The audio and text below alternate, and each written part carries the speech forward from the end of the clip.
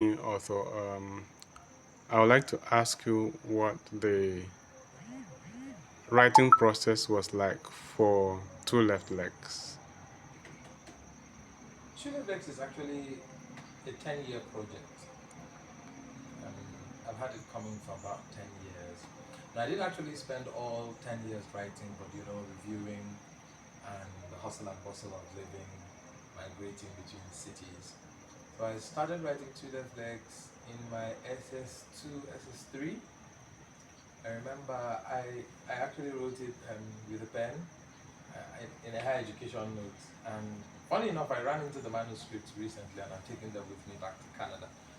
But I remember writing and I exhausted the first higher education notebook. And after I finished my YEC, I just handed it over to my mentor, Mr. Michael Bassi at the time, and just left.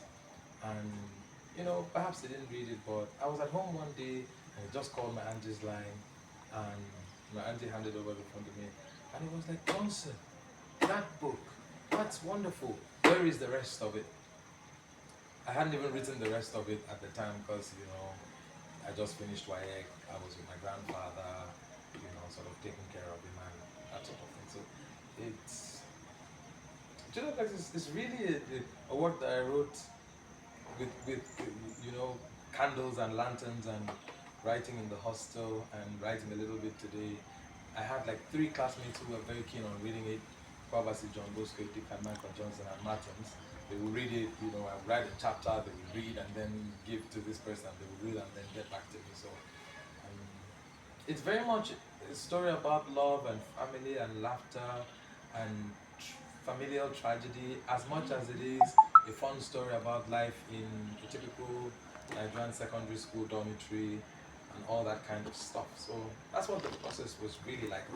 I think I was done with the story about a year after writing, and then everything else was just reviews and reviews and reviews.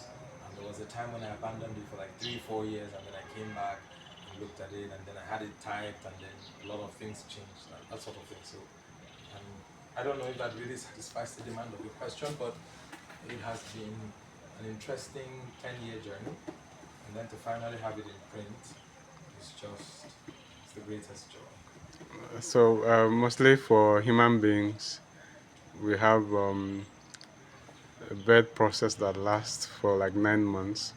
But when it comes to books, it could take 10 years. Why is that?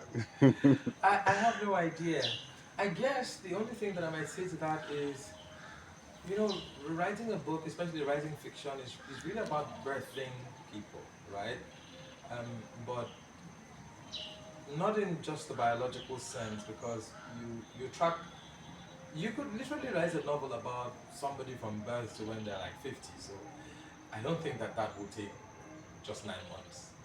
You know, there's a lot of things you go in, you change this.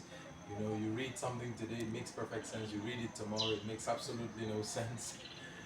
That sort of thing. People read and give you feedback, and sometimes the feedback encourages. Sometimes the feedback just give you writer's block.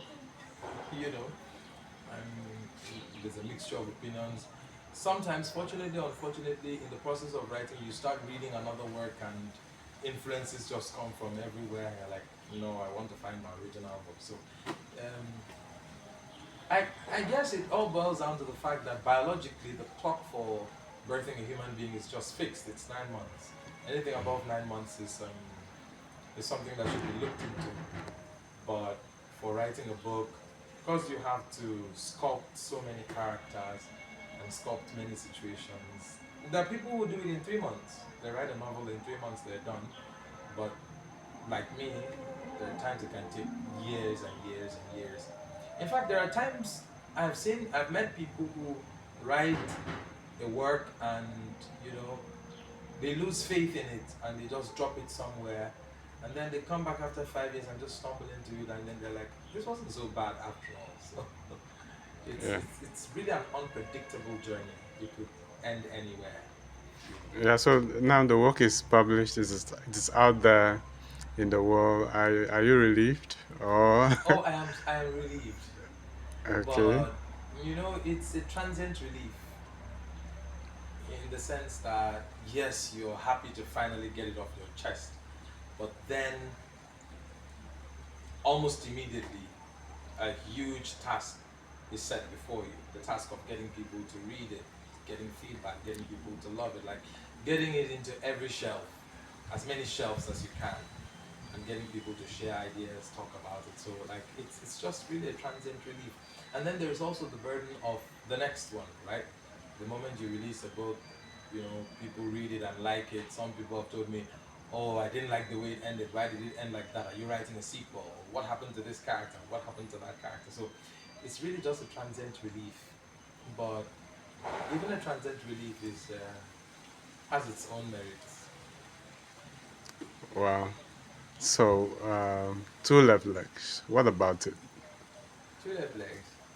What about the title, or what about the novel on the whole? Everything. Everything.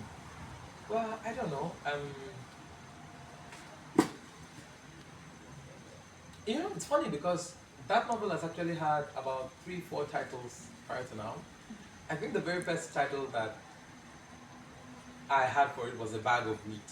I I don't even know serious. where that came from, but my mentor once read it and was like, "Oh, you know that there is another great novel in African literature titled A Grain of Wheat. Does it have something to do with that?" And I Googled it, and I'm like, "No, not really. You know, that sort of thing." And I'm wondering, how do you justify the title? Then I named it at some point apartheid, and so another reader was like, everybody knows apartheid to mean one specific thing, one specific uh, time in history. You know, does it? How do you justify that? And I think it's had about five titles till I came to Two Left Legs, and um, it was my cousin who was saying, "Ah, look at you with your two left legs. Look at you." I was like, two left legs. That actually makes sense. Hello, sir. But I was reading through it again and it just fit into it because the title speaks to dysfunction, right? Every person should have one left leg and one right leg. But Yeah. when you have two left ones, then it's dysfunctional. Yeah.